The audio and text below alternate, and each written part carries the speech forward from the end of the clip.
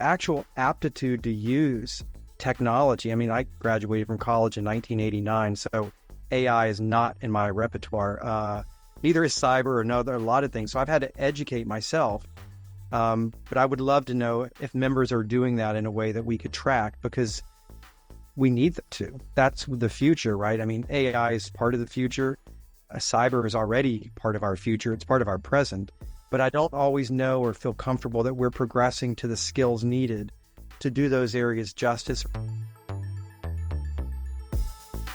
This episode is brought to you by Greenskies Analytics, an audit analytics service provider that works with internal audit departments that have data analysts and are still frustrated with trying to make analytics actually work, aren't getting the expected ROI, who can't break through the communication barrier between the analysts and the audit team, and those that need experienced direction for an audit analytics strategy and process. Those that feel like they've wasted time and money on trainings, aren't getting the value they want, not prioritizing the highest risk areas for the organizations, or have projects that seemingly never get completed. Do you deal with any of that? If you do, go to the show notes of this episode and click the Greenskies Analytics link, or go to greenskiesanalytics.com to schedule a call and understand how Greenskies Analytics makes analytics actually work for internal audit.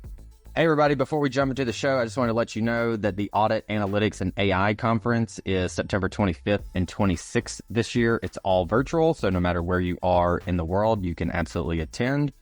Recordings are also available, so if you are 12 hours away and don't want to be up at 3, 4, 5 in the morning, you can purchase the recordings.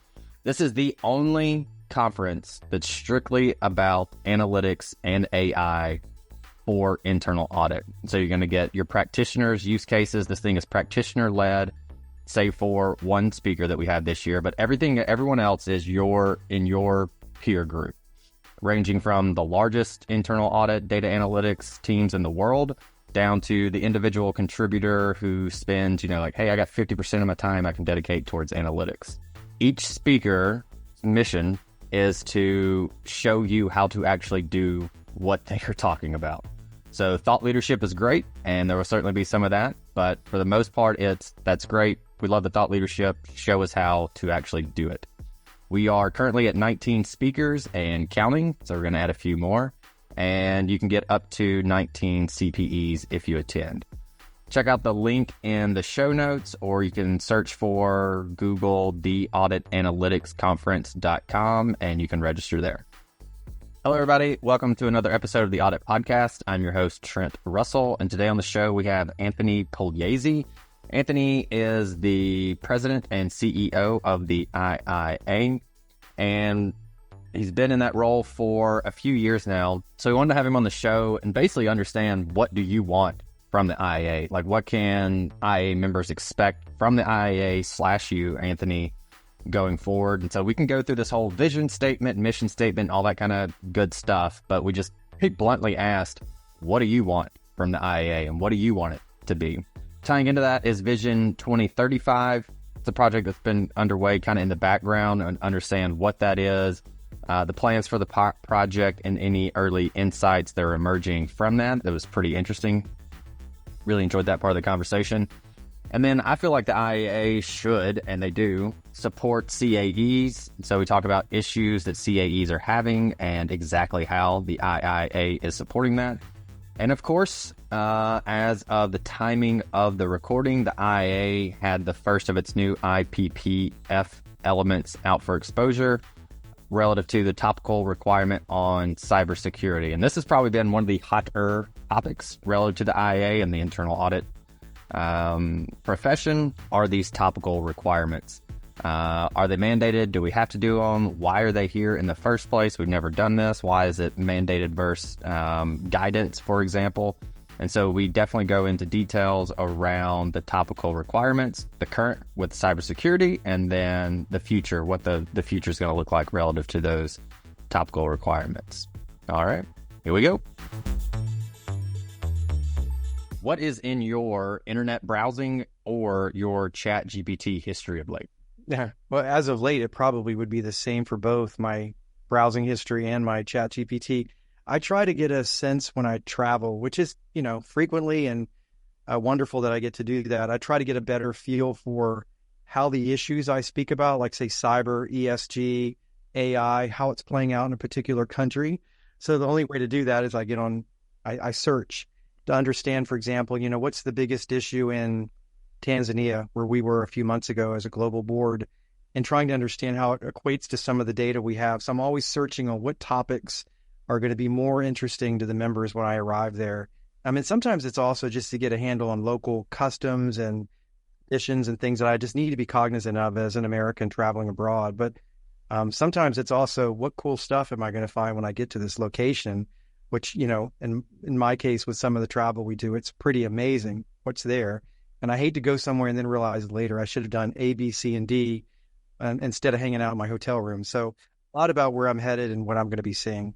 We've asked that question for a few months now, and something travel related is the number one answer for everyone. And travel's exciting, right? I get for me anyway, I get excited on every trip, and I have to know where I'm going. Yeah. I like the planning part as far as, and we talked about this off air, but I like to see like what's the history of this area, what's a cool thing that we might walk by and realize or not realize it had we not known. If it wasn't for this thing, right here, it changed the entire world or set this thing in motion. We might not have known it otherwise. But no, the actual planning of flying and hotels and booking that is my worst nightmare. So, all right, with that said, the big overall topic that we wanted to cover was kind of like the vision for the IIA and what that's going to look like. But from that also is the actual vision itself. And you can go do, hire a firm to come in and spend a week with, the entire team and craft this really nice vision. And that's great and wonderful and to put it on paper. But ultimately, for me, when we craft visions with folks relative to their audit analytics, it's about basically, what do you want? Like, hey, CAE, what do you actually want? And then why do you want that?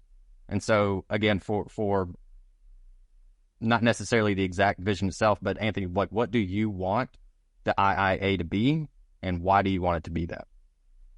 Yeah, I think the answer may be deceptively simple, although in execution it becomes a lot more complex. But I think for any association, you have to step back and wonder, are we remaining relevant? Or are we just using the same kind of, processes and I don't want to say bag of tricks, but the same bag of tricks over and over and over to try to achieve different results. So I always question our relevancy and trying to make sure we're doing everything we can to maintain that. And of course, being relative means you're doing what your members want you to do. And I don't say that just from a U.S. and Canadian perspective, but globally. And we have found a lot of common themes that I don't think we've done as much of in the past as we're doing now. Themes like advocacy tends to really get members' interest high. And they like hearing that we're representing them in forums where they may not have access, or in many cases, they may not even be aware something's occurring. But making sure we have relevance and we remain relevant to our members is our number one goal. And we do that through the development of a strategic plan. And I'm one of those guys that takes strategic plans really, really seriously in terms of tying it to what we're doing every single day and the execution and being able to say, this is what we should focus on. And this is something we can focus on later, or maybe not at all for now. So ensuring IIA has a relevancy to its members and then making sure our strategic plan reflects that. And that occurs in a variety of ways. But that's what I wake up kind of worried about and go to bed worried about. And relevancy, of course, drives the most germane parts of the business, like membership. People don't want to belong to an organization they don't think is doing what it should be for the profession they're a part of. And again, that's for any association. So my vision is we continue to work on that and look at it and match it to our strategic plan so that we can then discharge on it. So that's a very high level answer. I don't know if that kind of answered your question, but I can go deeper on that if there's anything I said that's No, I think staying relevant relative to the members and growing it, I think that obviously makes a lot of sense. The thing that I enjoyed about that, what you're speaking to, was a lot of people have a vision and then it kind of just dies. It's just like this nice thing that we wrote up and then that's it. But the thing it sounded like that wakes you up in the morning, keeps you up at night is, are we doing the things daily that tie to that vision so that we ultimately get to what we need, which is an act of discipline. That sounds super easy, but the amount of discipline it takes to execute on that and accountability, I would add, is absolutely insane. So that's good to hear. I think a good segue then would be this Vision 2035 initiative. It's kind of been going on in the background. Can you explain what that is, the plan for the project, any early insights that are emerging from that? Yeah, absolutely. I was hoping you would ask me that. So Vision 2035 is our kind of our litmus test as to, well, let me back up. Let me give you the whole background, if I could quickly, about what we were trying to accomplish and what we have accomplished. Is when I'm traveling and any member of our board travels or senior staff, we hear a lot from members about what's changing in the profession. And some of it's not unexpected when we hear about things like technologies becoming more pervasive. It's hard for us to understand the extent to which we can say that the whole profession is being affected by what we hear from any single member or group of members. So Vision 2035 is trying to figure out, based on what we know now, where we think the profession is headed so that we could say by the year 2035, which was an arbitrary year, it literally sounded better than saying 2034 or 2037, Yeah. which is an odd number. So we kind of chose a middle of the road there, 2035. And then through a lot of research, qualitative, quantitative, all the different research vehicles you would expect, and then some, we try to get our hands around trends and what we were seeing that we could look into the future and say, this is where we're headed. And then also have the discipline of saying, we know we're not doing everything we can to achieve the goal that we're seeing in any one area. So for example, we have found out through our research that there has been a very strong blurring of the lines between the second and third line in our 3 lines model. So we're seeing a lot of risk functions and compliance functions and fraud functions being performed by CAEs or internal audit teams. So what does that mean? Well, my initial response is, without thinking too much about whether vision or the 3 lines model is, becoming in need of examination, where we need to open and look at it again. But I'm happy to hear that CAEs are being entrusted with doing more. That just inherently speaks to the qualifications and the perceptions that we're leaving behind with whatever stakeholder groups, probably including senior management. Like they're the ones making the decisions that a CAE will handle risk, because they see at times the overlap that can occur between the second and third lines. So we're seeing a lot of data on that. That's one thing that 2035 has shown us. And our response to that is what we're trying to figure out now. Like, what do we want to do about that? And what could we do about that? If we agree that our members doing more work in those areas is good, then as an organization, IIA has to start providing more, say, products and services that are geared toward members doing more in risk, as an example. So that would lead us down a path of saying our strategic plan needs to be modified to incorporate that we want to be doing more for our members in the area of risk. Another trend that we've seen is around concern with human capital and how we're going to staff the internal audit function. And that is really one that came in loud and clear around the world. And all these trends did, but this one was exceptionally strong about where do we find people. And I think some of that stems from the fact that there is a current shortfall in accounting graduates, and 80% of our membership globally, 75 to 80%, come from an accounting background, an accounting degree. They may not be chartered accountants or CPAs, but they have an accounting background. And when that part of the profession suffers a pipeline issue, we're just as susceptible to having a problem as anyone else. So we're figuring out now, how do we get more talent to our members, to the CAE, so that they can properly staff the internal audit function in whatever organization. And of course, that's a massive undertaking to swerve supply and demand of an entire profession. And both have to occur at the same time. If you have too many people coming out of school ready to do internal audit and not enough jobs, that also doesn't bode well. So we're focusing right now on looking at how to solve the pipeline issues based on what we've heard in 2035. And I would venture to say we probably need to start doing more. And more would be more on-campus presence, more influence over classroom curriculum, and also looking at the demand side, making sure employers are ready, either through internships or other programs, to start bringing staff on. But generally speaking, the nice thing about that is that internal audit has not had a good visibility to a lot of students that are coming out of accounting programs or even other programs. So we can at least say that there's a lot of opportunity. If we can just show students what kind of job they would have as an internal auditor, and kind of, I would say this, the kind of the fun that's in it, the professional development that's in it, and that there's more than one path if you have that example, an accounting degree. That's our starting point, is to raise awareness and then start influencing curriculum. But I'm not doing that plan justice because it will be rolled out in a global way, and we'll have more on that later. But that's another trend. I think the third one that I'm not surprised at, but I know we need to do more, is that there's a lot of different perceptions of internal audit depending on who you talk to. And the part of that that's good is that a lot of internal auditors are very proud of their work. And I think that we found that our biggest cheerleaders are going to be our own members. But other groups, like say board members, audit committee members, have a very antiquated perception of what internal audit can do, mainly by focusing on basically internal controls over financial reporting is what we're famous for, but we want to be famous for so much more, not abandoning that, but adding to the list of things that we can do. And we don't quite have the marketplace acceptance that we would like to think we do with influencing stakeholders. And that also kind of goes into the advocacy work that we do, right? I mean, a lot of legislators and regulators don't know who we are as a profession and as an organization for IIA. So we have to change that. We need board members and audit committee members and senior management and others to understand exactly what we do and why we provide value. So I gave 3 themes at a high level that's coming out of 2035. And we will be rolling it out next month at our international conference in Washington in July. And we'll have, bells and whistles around that. We'll have a microsite that speaks to all the findings. We'll have a formal report. And then that's when it just begins, right? Then the real strategy is behind how to take those ideas and thoughts and decide what a desired state is for the profession, and then how do we get there? So it's really a project about the profession, not about IIA.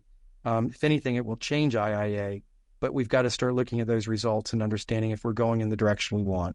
All right, so I thought what was interesting there was on 2 of the 3 points you made. One is this blurring of second and third line functions. And what I hear from that is, hey, audit, you do compliance work, right? So just keep doing the compliance work and keep checking those boxes, right? Which is not how we should be, to your third point, perceived from stakeholders. It should be, nope, you add value to the organization this way, not through, through insights more so than anything, in my opinion, not through compliance activities. So how do we kind of like reconcile those 2 issues there with second and third lines getting blurred? And should we just cut that off and that would help change the perception of internal audit? Or like, how do we wrestle with that? How are you wrestling with that? Well, you step back and sometimes there's, you see market force trends that are just going to happen whether or not we like them or not. I think that's happened in many respects to a lot of parts of the profession where we just couldn't have predicted that. Maybe we wouldn't have wanted it to head that way, but it just did. And there's just economies with putting areas like risk inside of internal audit.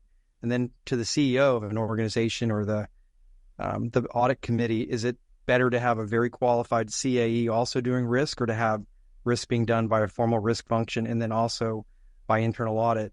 So I think there's a little bit of economies of scale that's occurring, and probably as internal audit grows as a function in an organization, it's being seen as capable of doing more. But we have to examine what's driving the market here and what exactly. So one of the things, although we now know that's a fact, that is compliance, risk, fraud services are all being done more and more by internal audit, the whole spectrum, not just parts of it, but all of it. And then could be parts of it as well. It doesn't have to be one or the other, but kind of a blend between doing more to doing all of it. So we have to now understand why that's happening. And like I made the assumption just now, it's because our members are able to do more and they're more well-versed as time goes by and doing some of these traditional areas. Risk is one of the ones I'm probably most focused on because I could see that as adding more value than some of the traditional work we've done in other areas. Risk sort of has, I don't want to say it got a little bit of sex appeal to it, but it sort of does if you're talking to a board member or to a member of senior management, more so than, say, internal audit's doing a lot more in compliance. Right. That's just a little less so. So I want to understand what's driving that. So that's our next step. And then I think we could understand better about what's in the 3 lines model and what stays the same and what we might want to consider looking at. And again, no project has been undertaken on like revising 3 lines. All this research is hot off the presses, but we did know enough going into the research to ask that question, like, what else are you doing? And we knew that because of all the personal visits we've paid, not just me, but board members and our staff, where we synthesize all that, and we were hearing disproportionately, I'm doing more in risk. So we were able to ask that question in a very direct way. So now that we have it confirmed, we'll start analyzing it more. Okay. I like how you said the risk and the sexiness of that, because I have this line that I say, and it feels like in audit, all we talk about is risk. Yeah. Like that's all we talk about. And kind of the flip side of that, if you look at it from the other side, is opportunity. And so I try to tell people like risk, opportunity is a different side of the same coin. That basically, instead of like talking about risk all the time, let's talk about the other side of it, which is opportunity, which I think is kind of what you're getting at also. And like compliance isn't really, that's actually risk is there. And then I think above that even is opportunity. And it's interesting. Some of the other things that we found, I'd mentioned before, stakeholders have a different opinion of us at times than we do of ourselves. I'm going to go with our gut about knowing what we can do. But a lot of stakeholders also, they don't think at times that we have the skill sets to do more. So there's an opportunity there to educate about that. There's a perception that we don't do things that are aligned as a profession that are aligned to an organization's strategic plan. So stakeholders said they would find our work more valuable if we did things that were aligned to support an organization's strategic plan / direction. And there's a number of ways that can be accomplished, but that was just kind of a generic statement to tell us maybe there's some marketplace acceptance of us doing more if it does something to support an organization's strategic plan. And probably a lot of the services we do now do, but that's an opportunity. So helping our members understand how to move up the value chain, so to speak. I think that's typically, you all probably have the data on it anecdotally, just from doing the podcast and talking to CAEs and auditors. That's where I feel like the biggest opportunity is. There's still so many people, it seems like, that don't look at supporting the strategic objectives of the organization. And it's just, we haven't done payroll in 3 years, so let's go look at payroll again. I go, why are you looking at payroll? Well, we just haven't done it in a long time. And it goes, I thought that was like, I thought we were past that, but it's still, it seems, again, anecdotally, pretty prevalent. It's interesting. A lot of it. So at IIA, we have an internal audit function, and I've asked them to actually look at things that, in the back of my head, I can be concerned about. I hope that's going well, because if it's not, then we're not going to achieve this part of our strategic plan. And, teams are very optimistic. They're very eager to get things done. And at times it takes a fresh set of eyes to understand where we may be tripping over ourselves. So we ask our internal audit function to look at how's our global operating model working? How's our North American operating model working? And are we making the steps to get to a different model or outcome? And it's surprising how they come back with such incredible data. And every time I have one of those meetings, I can't wait to hear it, because it's probably something I should be worried about or concerned about or capitalizing on if it's a strength that we're not using as much as we could. But it's as easy as that. Pivot into having internal audit support the strategic plan.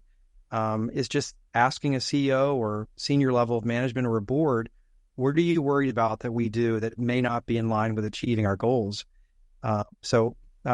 There's some lower level things you can do to kind of start supporting a strategic plan than, jumping in and having to learn a whole new service or a whole new approach. Right.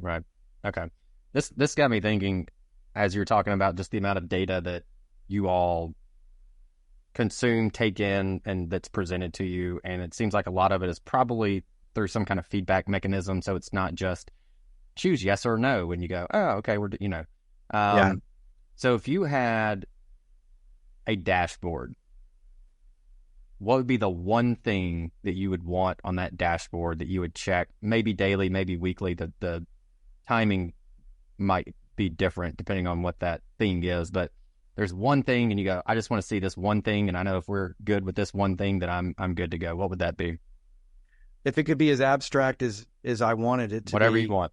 it would be if internal auditors are here with technology understanding, how are we moving to get them up here with a technology understanding? And that's across a spectrum of topics. We now just say digital disruption, right? To kind of capture all the technologies that are out there that are affecting what internal auditors do. But just like with other professions, like I'd say the public accounting profession or legal profession, that the actual aptitude to use technology. I mean, I graduated from college in 1989, so AI is not in my repertoire. neither is cyber or a lot of things. So I've had to educate myself. But I would love to know if members are doing that in a way that we could track, because we need them to. That's the future, right? I mean, AI is part of the future. Cyber is already part of our future. It's part of our present. But I don't always know or feel comfortable that we're progressing to the skills needed to do those areas justice, or to continue to build our kind of our baseline skills in IT, especially for those that are, a little bit older and didn't have a lot of this training in college formally. So I'd love to have a report, even if it showed tiny little increases about where our members were with their understanding, their skill sets, their baselines in IT. Yeah, I like it. As a tech person, I really like it. All right. I feel like if we didn't talk about topical requirements, then I would probably get a bunch of angry letters and LinkedIn messages from people. So topical requirement, first one is on cybersecurity. I'm sure you are aware there's been some negative feedback to those, and why do we have to do this? I want guidance. I don't want to have to do this thing. This doesn't align to my risk plan or my audit plan, and so on. So talk us through the IIA's perspective of this is why we're doing topical requirements. I don't necessarily care about why cybersecurity was the first one. I think, that makes a ton of sense, but where did it come from? And then why are these being seemingly enforced upon internal auditors? That seems to be the biggest gripe that I've seen from folks. Yeah. And, I've seen some of that on social media. It's probably important to note that the vast majority of the respondents that have replied to our topical requirements on cyber were positive. And they were far more just editorial, like, do this, do that. Here's an edit. You made a mistake here. This is good. So the vast majority has been very positive, because it came from a request from members, not one member or two, but a lot of members when we did our original surveying work on what needed to be changed in the IPPF, just overall. And the request was that there be more specific guidance around certain topical areas so that the members could do more. And so as we examined that, we realized that a lot of our members were turning to other sources to do the work that they were doing in areas like cyber. And, what could we do to remain relevant and also to achieve a certain amount of minimum levels of performance around the world of very critical topics like cyber, or ESG. That's not as big a deal here in the U.S. It's actually kind of a polarizing topic now in the U.S. versus Europe and the rest of the world. But the request was, give us more specificity about the minimum things to do. And I don't mean like an audit checklist like we would have for cash or something like that. It was really more detail, more insight on what to do. And, as we go around the world, that's a pretty fair request, as we see a lot of internal audits. The profession is somewhat new in parts of the world, or newer than here. So it was to help us better understand how we can have conformance, level of expectations from our members on how they do work in this area. Remember, it's only for assurance work, and it's only if you were going to do cyber anyway. It's not a requirement to do cyber or to do cyber at the assurance level, although topical requirements can be used in an advisory capacity as well if you wanted to do a readiness assessment. But if you read the topical requirements, I think that they're like 10 pages, 10 to 12 pages for cyber, depends on the font. Somebody hands it to me that they printed it in. It's pretty generic. It's like assess. We aren't trying to replicate anyone else's work. We're not trying to do the work of NIST or ISACA, or trying to do anything that's out of our wheelhouse, but really, how do we raise the performance in these critical areas of the profession, areas that we aren't traditionally trained in, but we're doing a lot of work in. And having standards that speak to that was our approach. And it was vetted by our standards board, our global board, North American board. So as far as it being something that was seen and heard, our global assembly, boards of directors of other IIA affiliates that I've traveled to and spoken to, very popular, very well received. Of course, the devil's in the detail always, especially with standards. But that was our thinking and our background, and we've had positive reaction. Now, it also benefits us as a profession that when we speak to regulators or legislators, that we're able to speak to a level of, again, a kind of a level of consistency in how our members deliver these services. Because when I met with a lawmaker on Capitol Hill, the question I had was, well, how do you know what your members are doing in cyber? And we were specifically looking at a proposed cyber bill. And, it was kind of one of those moments where you're like, we don't yet, but when we have this in place, we will have an understanding of the baseline of what our members are doing. I don't think that standard should ever be taken as the holy grail and all that should be done. It's very different according to the company you're in, and some are more mature than others. It's really the baseline. So without rambling too much, that was the rationale behind topical requirements. It's only going to be on mature topics like cyber. Having a topical requirement on AI right now would not be probably well advised, at least not this year. Yeah. Maybe not next year either. But we do think third-party risk, cyber, probably ESG over time could become topics that would be lend themselves to topical requirements. So a lot of the guests that we have on the show are CAEs or internal audit leaders. They are kind of, in my opinion, the face of the profession, even more so than you, the president and CEO of the IIA, because they're the ones that are in the field. There's the perception of internal audit, in my opinion, comes from the leadership of a CAE and how they are perceived in their organization.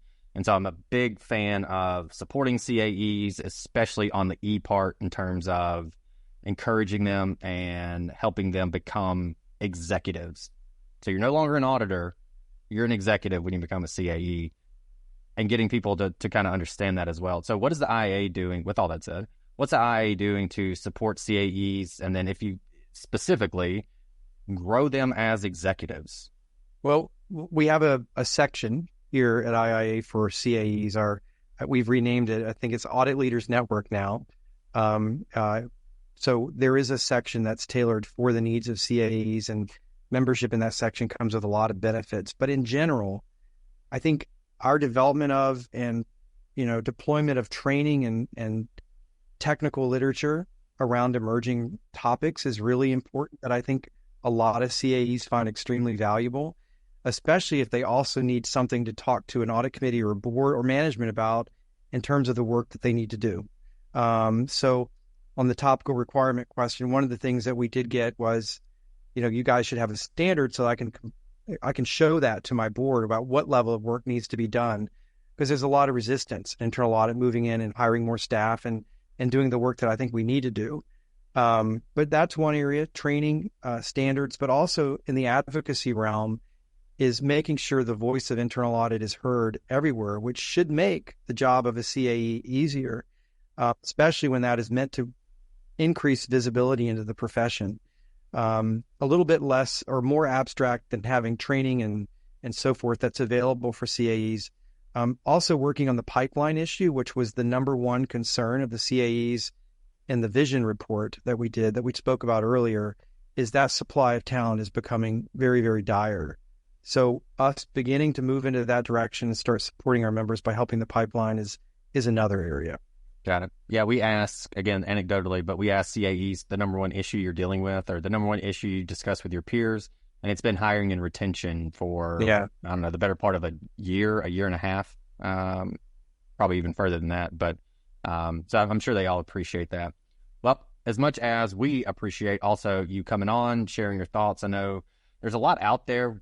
You're obviously publicly available in the sense of content that you guys put out and you being on social media and things of that nature. But I know especially with topical requirements was something that people really wanted to hear, your voice on. So we appreciate that. With that said, what do you want to leave the audience with? I would leave the audience with a request to check out the Vision 2035 work that we've done. I mean, a lot of it will be a call to action, for members in terms of their own skill set enhancement, making sure that they're up to speed on that and always analyzing that, but also in other areas to be advocates for the profession. So I won't get into all the recommendations that'll be in that project, but I would really ask our members, around the world, whoever's tuning into this, to take a look at it and tell us what you think. It's statistically accurate, but we'd love to know thoughts on the directions that we've looked at, because we're in the process now of trying to figure out what to do with all that research and make it actionable. So hearing from our members is key. Hey everyone, thank you very much for listening to this episode of the Audit Podcast. Whatever platform you're listening on right now, I'm sure there's a subscribe button somewhere, so please hit the subscribe button there. If you're listening through iTunes or Spotify, feel free to go give us that 5-star rating. It only took me about 16 seconds to give myself a 5-star review, and it really helps to get future guests to come on the show, so we'd really appreciate that. Lastly, be sure to check out the show notes and follow us on all our social media channels on Instagram, on LinkedIn, and on TikTok. Also, if interested, please sign up for our weekly newsletter from the Audit Podcast. Thank you all. Have a great one.